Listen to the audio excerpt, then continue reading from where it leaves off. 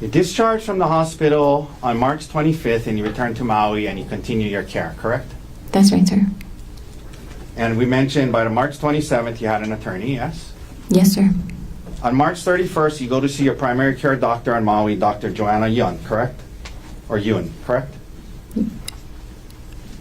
That sounds right. The date, I'm not certain of, but thereabouts, for sure. She was your primary care doctor, yes? Yes, for You sure. had a doctor-patient relationship with her from before this incident, correct? Yes, sir.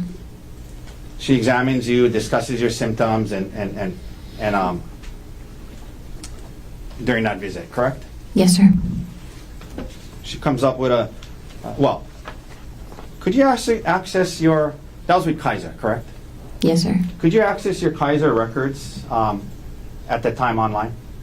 I'm sure I could. Yes, sir. She comes up with a diagnosis list for the visit, and then the next day on April 1st, you email her and you ask her, hey, doctor, do you mind adding traumatic brain injury to your diagnosis list? Objection, rule of completeness. Okay, this is where the cross-examination starts getting surgical. The attorney isn't just asking about medical treatment. He's building a timeline. And timelines in court can be everything. Notice the focus. Lawyer retained on March 27th. Email to the doctor on April 1st. And now questions about adding traumatic brain injury to the records. The implication? The defense wants the jury thinking this diagnosis may have been influenced after legal counsel got involved. I'm going to get to the second part of it.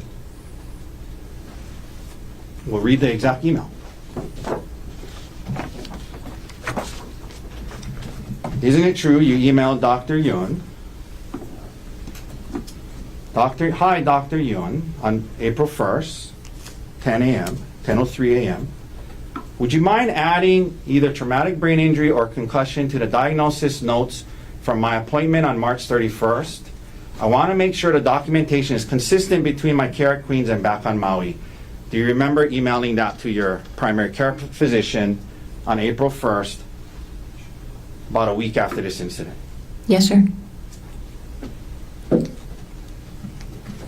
She had not included that on her diagnosis list after your visit, correct?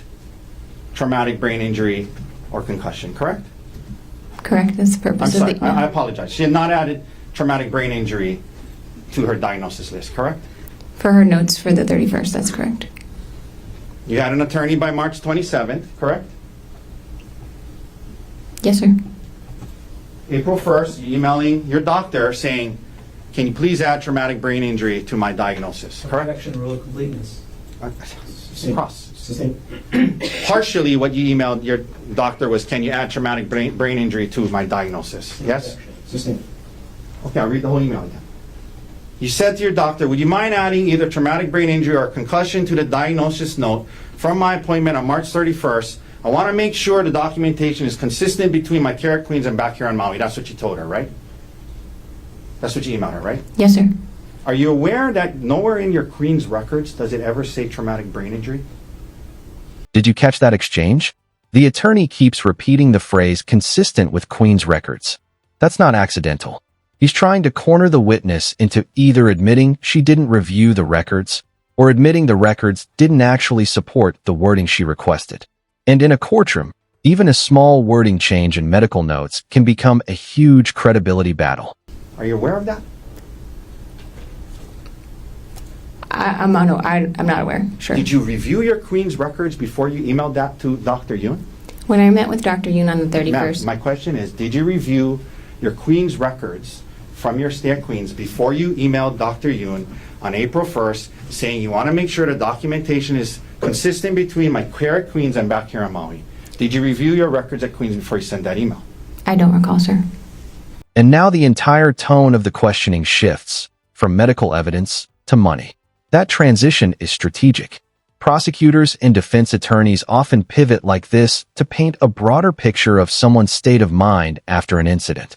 The jury's now hearing about bank accounts, financial control, and major decisions made just days later. Question for you. Does moving money immediately after a traumatic event look like planning or survival mode?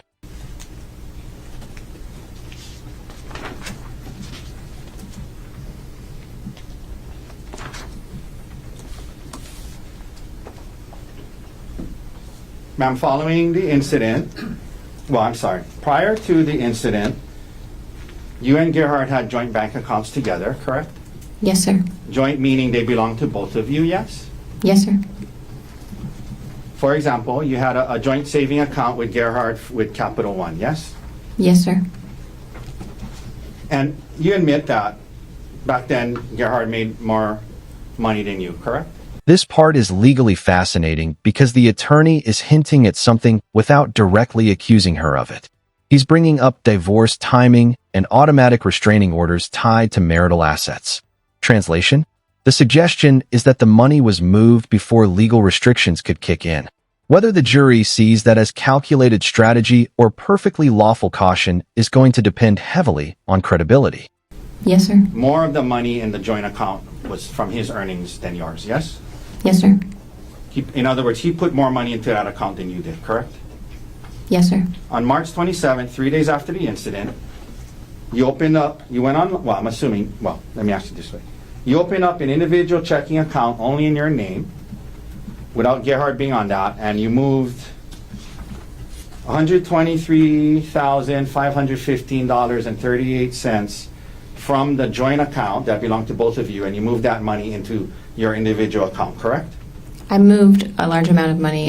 The exact dollars I'm not sure of, but it is in that ballpark, sir. In the ballpark of 120, 130 grand, right? For sure. Yes, sir. And you didn't ask Gearhart's permission to do that, did you? That's correct. I did not.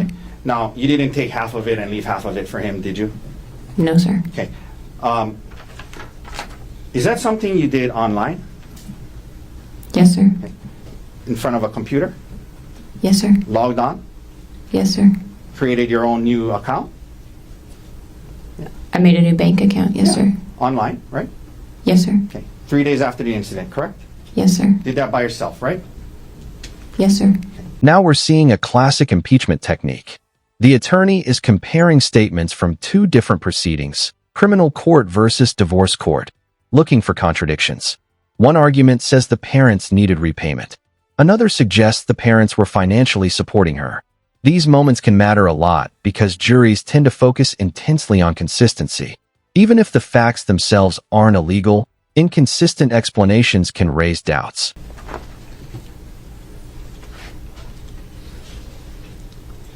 On March 27th, when you did move that money, you had not yet filed for divorce. Is that right?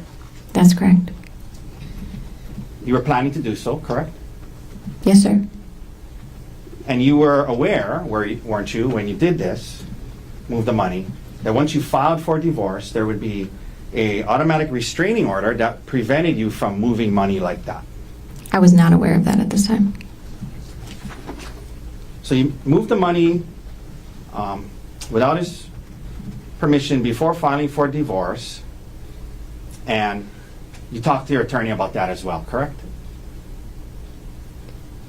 I talked to my attorney about whether or not I was allowed to move money from a joint bank account. Okay. Yes, sir. Now, and he told you you can so long as you don't file for divorce yet, right? He did not say that, sir. Later on, when you were asked about this, you indicated to the prosecutors that you did it because, in part, there was a need to pay back your parents $85,000 from a loan that they had given you and Gearart, correct? That's what you told the prosecutors, that partly why you moved that money, partially, was because you wanted to, there was a loan your parents had given you and Gearart for $85,000, and you wanted to pay them back with the money you moved, yes? Yes, sir. Okay. And your parents were not in a rush to get paid, correct? You guys had been paying them off slowly, correct? And that's the punch the attorney wanted to land before ending this section. 4 days after moving over $120,000 into a separate account, came the email asking about adding traumatic brain injury or concussion to the diagnosis notes.